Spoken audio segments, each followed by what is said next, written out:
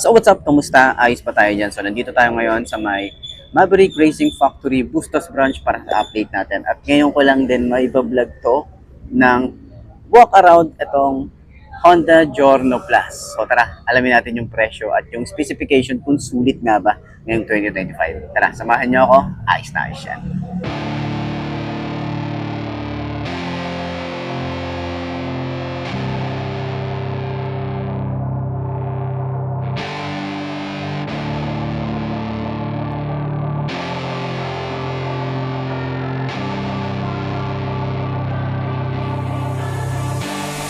I was born to be a fighter, had these dreams and desires. I would be something better, energy, got a fire in my soul to keep burning, a pain that keep hurting, a curse is emerging, feel the thirst, keep on working, I won't stop, I won't quit, to the top of this shit, I get lost in the work, sweat dripping, not a bitch, I get mad, I get pissed, I get after this shit, hit the gas, feel the grip, adrenaline, never miss, I'm not patient, but I've learned to embrace it, cause I've been working, I've been waiting, never complacent, cause I'm so close, I could taste it, want it away from everything I've been chasing. I'm honest and I promise that I got this. I'm launching, all I've wanted has been exhausting. I'll teach you how to harness, control the conscious. You got this, yeah you got this, you gotta want it. Shot, life ain't fair.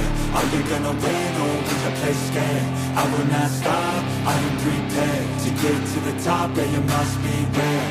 Got 'em like hey, hey, I will not stop, I am prepared to get to the top, yeah you must be rare. You got one shot, life ain't fair. Are you gonna win or will you play scared? I will not stop, I am prepared to get to the top, yeah you must be rare. Got 'em like hey, hey, I will not stop, I am prepared to. So ayun ako mga best, no? Ngayong 2025, ngayon pa lang din natin na walk around itong Giorno Plus. So last time kasi nakita na rin naman natin siya sa Makina Moto Show, pero talagang naikutan ko lang din siya. Pero hindi katulad nitong full review para dito sa motorcycle na to. And then, tingnan nyo naman yung itsura nito. So dahil nga marami na talagang nagsilabasan sa mga ganitong classic na style, sa mga scooter classic, okay, or classic scooter, okay, sa mga ganitong category. So sa kanyang headlight, meron tayo ritong LED, tapos meron tayong chrome na design dito, and then napaka-elegante nung front na ito. May Honda tayo dito sa harap, pero dito sa kanyang signal light, meron tayo ritong halogen bulb. Ayan, naka-combi brake na rin po ang isang to, naka-disc brake tayo dito sa likod, naka-tubeless, and then meron tayo rito na maluwag na gulay board.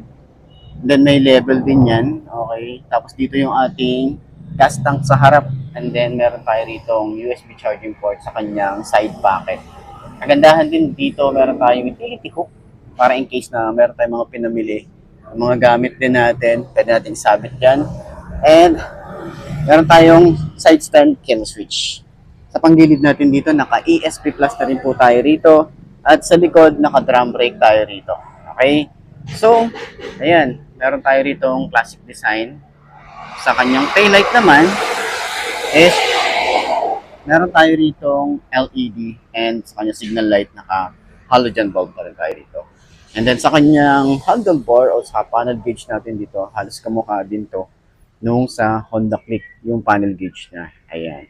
So meron na rin tayo ritong brake lock, and then naka-combi brake ang isang to. So sa kanyang upuan, meron tayo rito na kulay brown and maluwag. Sobrang luwag din nung kanyang compartment. Okay, so makikita nyo yan sa walk around natin.